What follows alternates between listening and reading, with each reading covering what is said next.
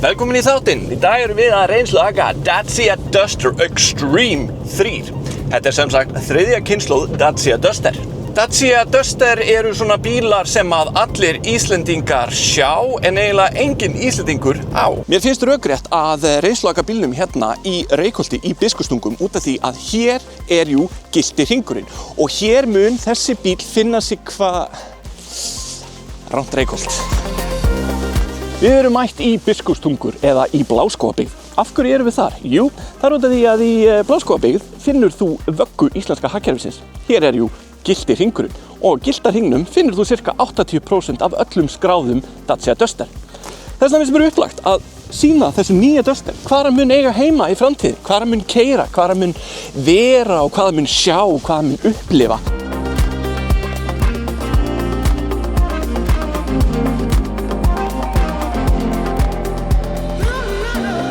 Þá erum við komin á Geysi. Hérna finnur allt heita vatnið á landinu. Hann skýst upp hægri vinstri. Ekki Geysi sjálfur, það heitir Strokkur núna. Hann á samt til að vera pínu mikilvægur. Það er svona gott að hafa sett með 411 lítra skott og til það getur tekið með þið sápu.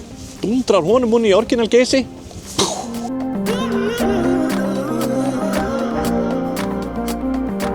Sjáðu, hann er Gullfoss. Þarna mun þú stoppa cirka 7000 sinnum á þinni lífsleið. Þetta er mjög fallegu foss, þú fær ekkert leið á honum.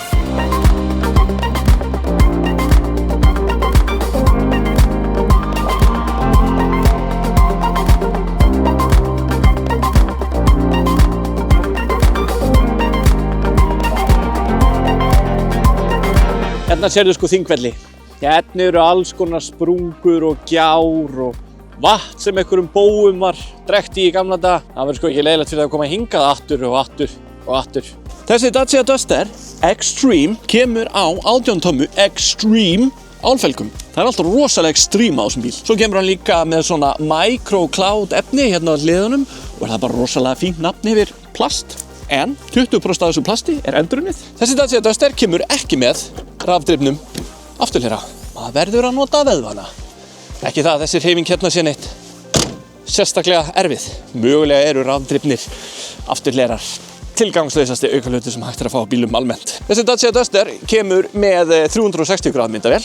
Eina vandamálið er að upplýsnin í þessari myndavél er ekki frábær. Lítur út fyrir að vera cirka 480p eða svo. En ég meina, ykkur þarf maður að fórna fyrir verðið. Þessi tiltekni Duster kemur í þessum fallega græna lit og er þetta svona greni, trjáa, grænn litur eða eitthvað svoleiðis. Svo er hann líka með þessum bronsuðu speglum. Það eru líka fleiri smáatriði sem eru bronsuð, eins og Dacia logo eða aftan. Það eru nokkur element í miðstöðinni sem eru með svona bronsuðum örfum. Svo harmonerar þetta allt saman rosalega vel við þetta svarta mikroplast. Það er eins og hann sé búinn að fara í ræktina nýju Dusterinn. Það er eins og hann sé búinn að bæta á sig kjöti. Á þessum Dacia Duster þá getur þú bakkað með hurðina opna. Þetta er eitthvað sem ég kann að meta. Svona maður á bóndabæ sem finnst gott að bakka með hurðina opna. Í þessum bíl er 3 silindra 1,2 lítra bensínvél með einni lítilli túrbínu. Þessi bíl er svokallaður mild hybrid eða hann er mildur tengiltvinnbíl. Það þýðir að þú getur ekki sett hann í samband og hlaðið rafhlöðuna eina á sér. Þú getur heldur ekki bara keyrt á rafmagninu einu saman. Heldur færðu lítinn rafmagnsmótor sem að gerir bílinn mun hagkvæmari í rekstri og gefur honum smá kraft og smá meira tók. Bílinn er langt í frá að vera eitthvað sem mætti kalla kraftmikill. En maður er aldrei að leggja lífið sitt í hættu ef maður er að taka fram úr stórum vörubílum eða svoleiðis. Hann hefur alltaf þokkalegt að gefa. Þó svo að þetta sé ódýr bíl, þá kemur hann samt með hita í stýri, hita í sætum. Hann kemur með þessum 10 tommu afþreyingarskjá sem að reynda lítur út fyrir að hafa verið límdur hérna á mælaborðið. En það breytir ekki öllu. Afþreyingarkerfið, það er bara ágætt, laggar ögn en ekkert sem að pirrar, sérstaklega maður berða saman við kerfið sem var í gamla Dusterinn. Hérna er hægt að vera með líka Android Auto, Apple CarPlay og allt það helsta sem þú getur mögulega þurft að nota. Svo kemur hann líka með analog tökkum fyrir miðstöðastillingarnar sem er alltaf vel þegið. Uppáhaldstakki minn í þessum bíl er þessi hérna. Ef þú smellir hann 2 ára upp, þá slekkur hann á öllum bingum og bongum sem hann tengjast viðvörunarkerfunum. Veghæð þessa bíls eru rúmlega 20 cm sem er alveg feikin nóg fyrir allt það sem þú gætir þurft að torfærast á svona bíl. Svo kemur þessi bíl með áföstum dráttarkrók og getur hann dregið rúmlega tonn. Ég myndi samt ekki fara að draga ykkur að 3 hesta hestakerrur eða neitt svoleiðis út af því að bíllinn jú bara með 230 Nm að togi. Útlitslega séð hefur Dacia hannað bara þokkalega innréttingu. Hún bara nokkuð töff. En eins og við að búast þá svolítið af ódýru plasti út allt. En ég fyrirgefi það allt saman af því að stýrið, það mjúkt og massíft og gott að halda í. Í þessum bíl eru svona litlir krókar og þeir eru sniðugir út af því að með þessum bíl koma alls konar auka hlutir.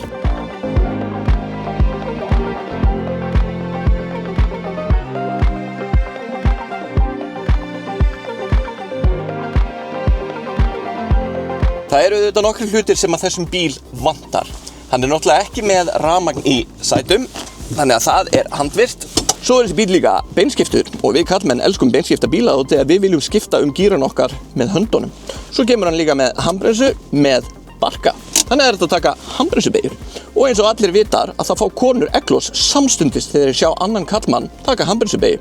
Þannig að þetta svona frjósemisbíl.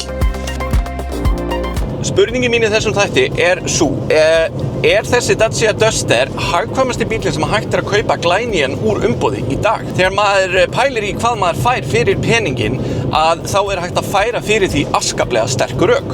Út af því að bílinn jú fjórhjóladrifinn. Hann kemur með 5 mismunandi akstursstillingum ef þú ætlar að veslast eitthvað utanvegar. Þú ert á hærri bíl, þú ert á jeppling og bílinn einfaldur. Það rosalega lítið af hlutum í þessum bíl sem að geta bilað. Þetta sem að myndi kalla svona no nonsense eða no bullshit bíl. Íslendingar tala rosalega oft heiðarlega hamborgara eða heiðarlegar tillögur og það eiginlega frasi eða setning sem að fer svolítið tönar á mér.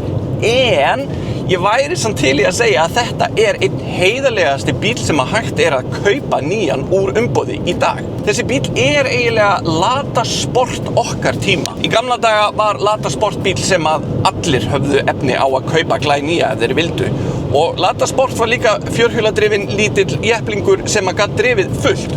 Og þessi Dacia Duster nákvæmlega það sama. Þessi bíl kemur með 3 stjörnu Euro NCAP öryggisvottun, 3 stjörnur af 5 og það kannski ekki það allra mesta sem þú getur fundið. En ástæðan fyrir þetta sú að það vantar upp á okkur öryggisbúnað til að passa upp á gangandi vegfarendur. Þannig að torfgaur, topp tipp, ekki keyra á gangandi fólk. Út af því að hérna inni allt öruggt og gott. Það eru loftbúðir, það eru ABS, það eru akreinavarar og allt sem þú gætir þurft til að vernda það sem þú elskar hvað mest hérna inni. Núna ég búinn að sýna bílnum alla helstu ferðamannastaði Íslands og ég nokkuð viss það að þessi bíl hann verður út allt eftir nokkra mánuði. En ég vona að það verði rosalega mikið af almennum Íslendingum sem munu íhuga það að kaupa þennan bíl líka. Út af þessi bíl á það skilið, hann getur svo margt og á þessu verði. Þetta bara tilboð sem þú getur ekki látið fram hjá þér fara.